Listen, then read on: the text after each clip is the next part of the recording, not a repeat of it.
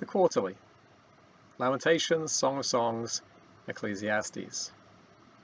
Lesson 11. Ecclesiastes 7. Wisdom. The topic of death hangs over the book of Ecclesiastes like a dark cloud.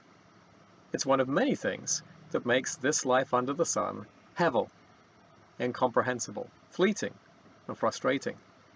Death is a central part of the curse upon creation that affects all the children of Adam, as the preacher calls humanity. Chapter 3, verse 21. It makes us like the brute beasts. Chapter 3, verses 18 to 21. And takes away our ability to enjoy the good gifts that God has given us. Chapter 6, verses 1 to 2. Our days are short, and they disappear like a shadow flitting past us, and then we're gone. Chapter 6, verse 12. How then should we live in this complex and confusing world? The preacher has been on a journey, testing out alternative answers and finding them all wanting.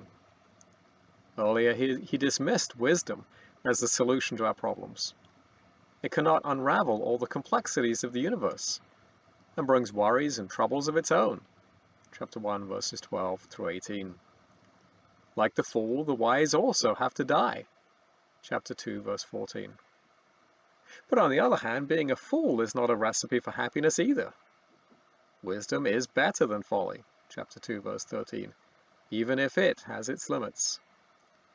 The value and the limits of wisdom are the focus of this passage of Ecclesiastes, unfolded through a collection of proverbs.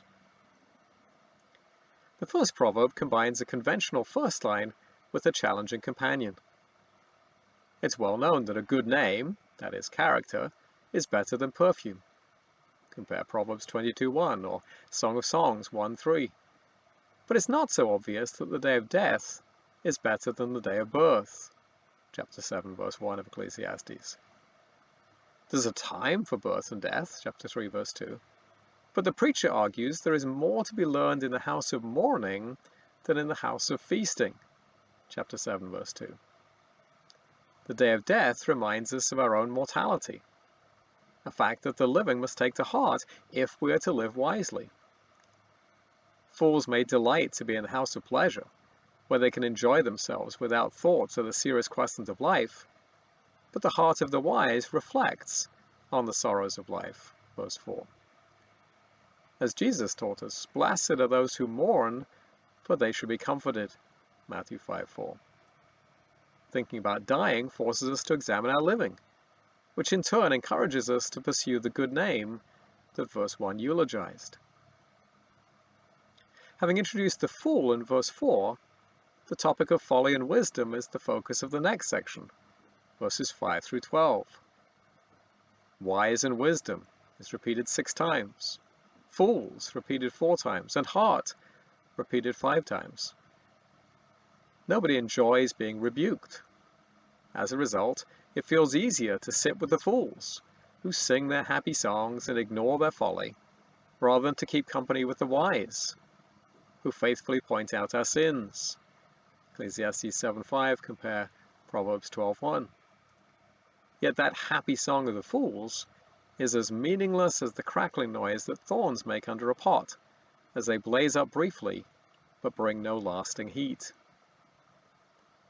Unwillingness to hear rebuke is just one aspect of the impatience that is the theme of verses 7 through 10.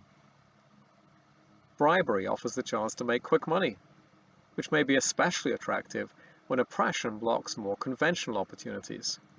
Ecclesiastes 7:7. Pride leads to hasty decisions and short-term thinking, whereas patience takes the long view. Verse 8. A short temper can blind us to the truth and drive poor choices, while nostalgia for the past rarely regards the present with a clear vision. Verses 9 and 10.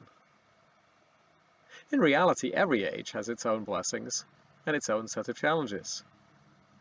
Moreover, even if the past were better, you can't simply sell your home and move there. We still have to live in the present, within the boundary lines the Lord has laid out for us. Compare Psalm 16, verse 6. In contrast to these things that do not profit us, wisdom does profit, like an inheritance, or perhaps with the ESV, with an inheritance. Wisdom benefits us throughout our lives, as those who see the sun, verse 11.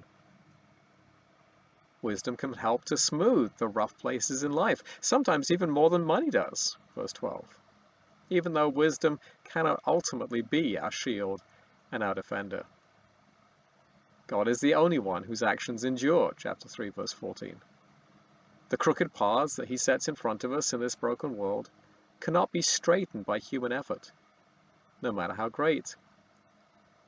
When he assigns us good times, we should enjoy them with thanksgiving, while remembering during the bad times that the time for everything is according to God's purpose and not ours. Verse 14. God can turn our situation from good to bad, or from bad to good, in a heartbeat, and so we have no clue what our future may hold. Now, given that we live in such an uncertain world, where our lives can go from joy to sorrow in a heartbeat, how should we live? Fortunately, the preacher's answers are not easy to translate, and so there are great differences in how they're interpreted. Righteousness and wickedness do not map straightforwardly onto fortune and misfortune, verse 16. So it doesn't make sense, the preacher argues, to try to be over-righteous or over-wise, verse 16. Now, given that the scriptures elsewhere encourage us to hunger and thirst after righteousness, Matthew 5, verse 6, and to pursue wisdom like buried treasure, Proverbs 2, we should probably retain quotation marks around over-righteous and over-wise. They don't mean the pursuit of true wisdom and righteousness, but an over-scrupulousness for even godly rules that leads to the rejection of God-given pleasures. See, for example, Colossians 2, verses 21 to 23.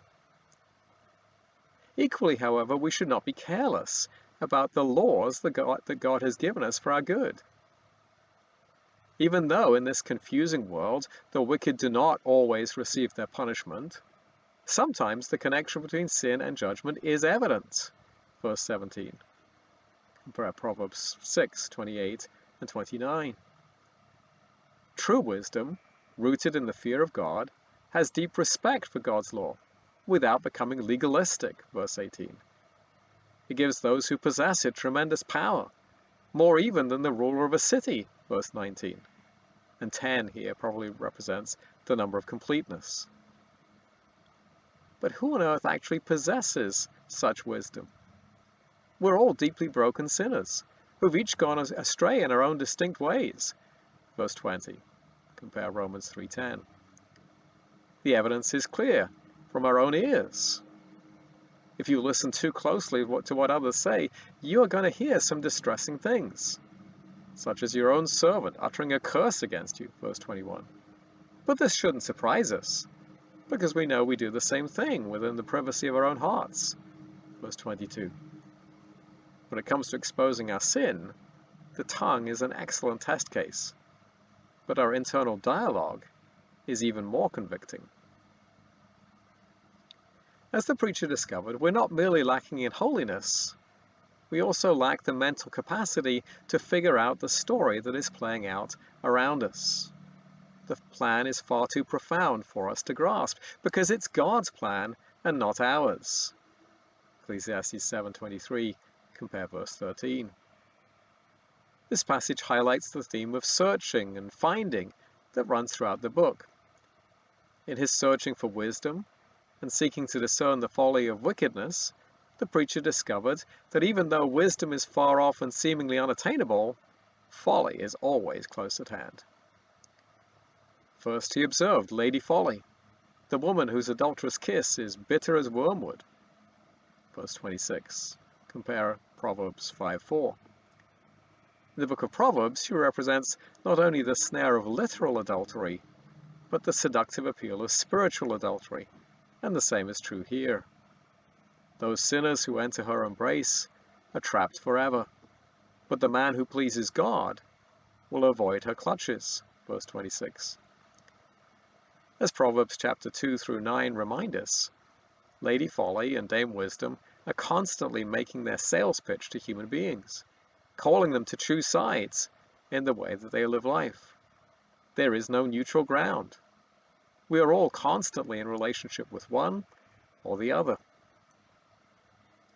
Second, the other thing he found, or rather failed to find, was an upright person, verse 28. As Kohelet literally puts it, among 1,000 humans I found one upright, and none of them were women. Now, commentators sometimes see the preacher's expression of as an expression of misogyny, but I think that's to miss the point. Hebrew poetry often makes a hyperbolic point by using a numerical sequence. 3 and then 4, 6 and then 7.